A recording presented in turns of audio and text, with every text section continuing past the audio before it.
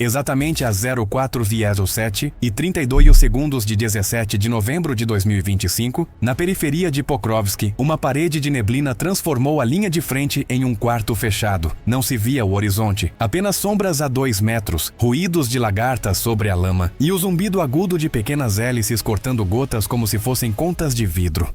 Nesse silêncio leitoso, a Ucrânia revelou sua resposta mais estranha e eficaz.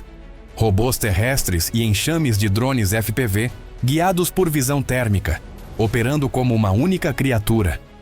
A neblina não foi obstáculo, foi cortina.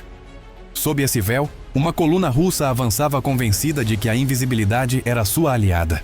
Veículos blindados leves na frente, caminhões de munição atrás, um sistema antiaéreo de curto alcance fechando a marcha. O que não sabiam é que uma rede de microfones direcionais, sensores sísmicos e nós térmicos havia traçado sua silhueta sem pedir permissão aos olhos. Sobre esse mapa invisível, os ucranianos desenharam uma emboscada de alta tecnologia.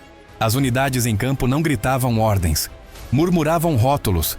Termal 1, ruído diesel baixo, roda esquerda quente. Cada dado alimentava os pilotos de FPV em abrigos camuflados. Cada coordenada nutria um pelotão de robôs terrestres com lagartas silenciosas, plataformas baixas grudadas ao terreno, cobertas com lonas molhadas para não brilhar. O plano era simples e cruel. Fixar a coluna com ataques pontuais, abrir brechas com detonações na lama e finalizar cabines com câmeras que enxergam através da neblina. O primeiro disparo não veio da artilharia. Foi um robô, do tamanho de uma motocicleta deitada, que estendeu seu braço telescópico por trás de um aterro e deslizou uma carga moldada sob a saia de um BMP russo. A explosão foi abafada, amortecida pela névoa. O blindado parou como se tivesse lembrado de algo importante.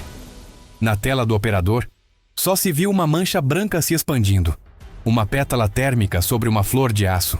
O comboio reagiu tarde. Os russos acenderam os faróis, mas a luz ricocheteou na névoa e criou paredes luminosas que não iluminavam nada útil. Esse erro transformou a coluna em um teatro de sombras. Cada farol destacou uma silhueta para os drones FPV ucranianos que chegavam por cima dos cabos. Os FPV não buscavam glamour, teto, grades, dobradiças, 1 centímetro abaixo da borda do visor. Entravam com um ângulo mínimo, respiravam uma vez e explodiam com uma raiva precisa. Os robôs terrestres avançavam como animais que já conheciam o caminho. Lagartas de borracha para não ranger, motores elétricos com um zumbido de dentes apertados, câmeras térmicas com filtros que removiam gotas grossas do quadro. A cada poucos metros, liberavam pequenos octópodes com microcargas, salamandras explosivas que entravam sob os eixos dos caminhões. Quando a primeira caminhão-tanque tentou recuar, pisou numa poça escura que não estava ali 1 minuto antes e a lama saltou em um halo negro. Um operador ucraniano marcou com calma. Alvo cabeça, negativo. Alvo 2, positivo. O 2 era um blindado leve que havia virado para cobrir o flanco. Um FPV com cabeça de dupla etapa chegou por baixo do espelho lateral, entrou na cabine e silenciou o rádio como quem apaga uma lâmpada. O resto da coluna ficou sem gramática. Não havia ordens, apenas pressentimentos. Na névoa, o som se estica. O estalo de um tronco parece um tiro distante. Uma explosão soa como se viesse de dentro do capacete. Sob esse efeito teatral, a Ucrânia manejou os segundos como bisturis. Um robô de recuperação, baixo e pesado, com uma pá frontal, arrastou uma barreira de sacos e lixo militar para a pista oposta, fechando a passagem da retaguarda. Outro robô colocou estacas metálicas e redes de catenária baixa para prender lagartas. Quando os russos tentaram virar, o chão já estava cercado por uma teia invisível. Às 04:12:05, o céu baixo vibrou. Da retaguarda ucraniana avançou um humanoide de demonstração. Um robô bípedo de capacete angular e braços fortes, não feito para correr maratonas, mas para fazer coisas exatas. Empurrar, puxar, abrir, acender. Suas mãos seguravam uma barra troncal de carga fragmentada. Ao se aproximar do caminhão-oficina do comboio, cravou a barra entre as portas, a fixou com um giro de punho e voltou sobre seus passos com uma calma quase humana. Um segundo depois, a caixa explodiu para fora, vomitando ferramentas e faíscas. Mais que uma arma, foi uma declaração visual. A névoa jogava a favor de quem tinha sensores. Os drones ucranianos, equipados com visão de 640 linhas e lentes rápidas, desenhavam os contornos da coluna como se alguém os tivesse marcado com giz branco. Via-se o calor acumulado nas rodas, O pulso elétrico das cabines, o fio mais brilhante das metralhadoras. Um FPV desceu a 1,2 metros do chão, navegou entre espinhos e subiu verticalmente diante do radiador de um caminhão. A hélice tocou as gotas e desenhou um círculo perfeito de vapor.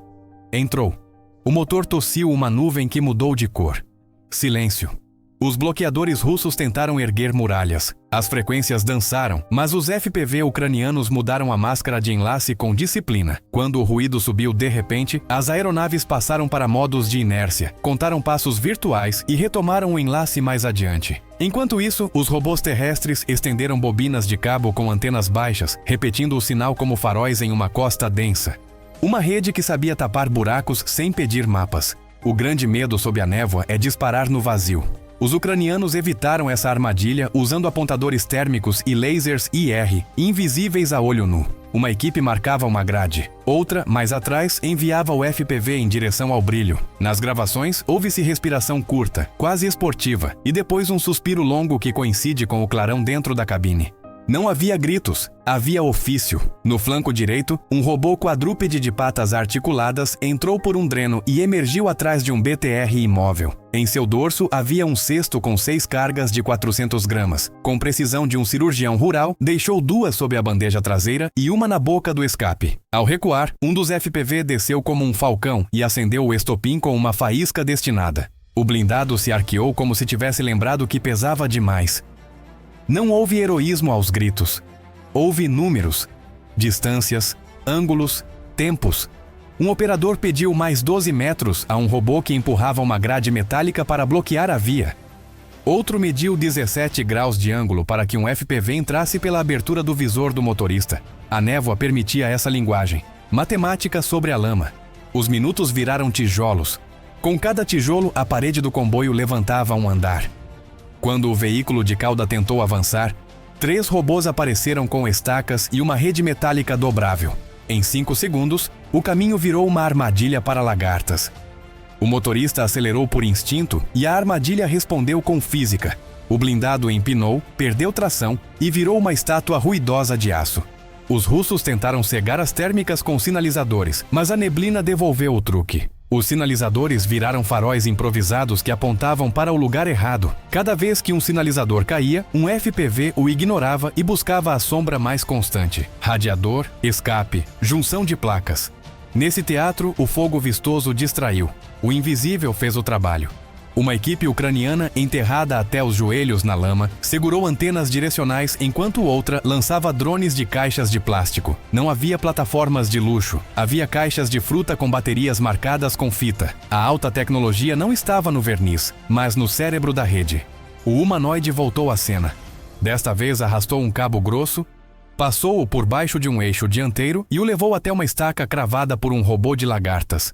Ao tensioná-lo, o caminhão ficou preso ao chão como um animal domado. Um FPV aproveitou o ângulo inédito e entrou pelo canto superior da cabine. Não foi cinema, foi geometria útil. No centro da coluna, um caminhão-cisterna começou a vazar sem explodir. A equipe ucraniana decidiu não incendiá-lo. Risco demais de um fogo prolongado. Em vez disso, saturaram os caminhões de munição com golpes pequenos e sucessivos, abrindo caixas, quebrando trilhos e deixando a carga exposta à chuva fina, que a tornava inútil por horas. A vingança perfeita contra a pressa. Às 04:26:50, a névoa parecia mais densa, mas já não era só névoa. Era fumaça misturada com vapor quente. Os operadores recolheram robôs com braços que pareciam abraços. Os FPVs restantes marcaram com fumaça verde os veículos inutilizados para que nenhuma munição fosse repetida. O comboio já não era comboio, era um museu improvisado de erros. Da retaguarda russa, o rádio trouxe frases trêmulas que não resolviam nada. Interferência, ataque de drones, não vemos, fogo por setores. O problema da névoa é que transforma tudo em proximidade. O problema dos robôs é que transformam a proximidade em vantagem. A coluna ficou escrevendo seu próprio epitáfio em estática. Um detalhe vale por 100. Um robô ucraniano encharcado e com barro nas câmeras parou diante de um obstáculo e piscou. Seu algoritmo decidiu recuar 10 centímetros e girar 3 graus. Esse gesto mínimo evitou uma poça funda e salvou a antena. Os heróis dessa emboscada foram decisões pequenas encadeadas. O terreno, um mosaico de valas e marcas de trilhas, virou parte da arma. Os robôs conheciam as poças úteis. As inclinações que escondem silhuetas, os montes de terra que abafam ruídos. Um deles subiu por um montículo e, ao descer, o que aconteceu em seguida deixou todos em choque. Inscreva-se para acompanhar esse confronto.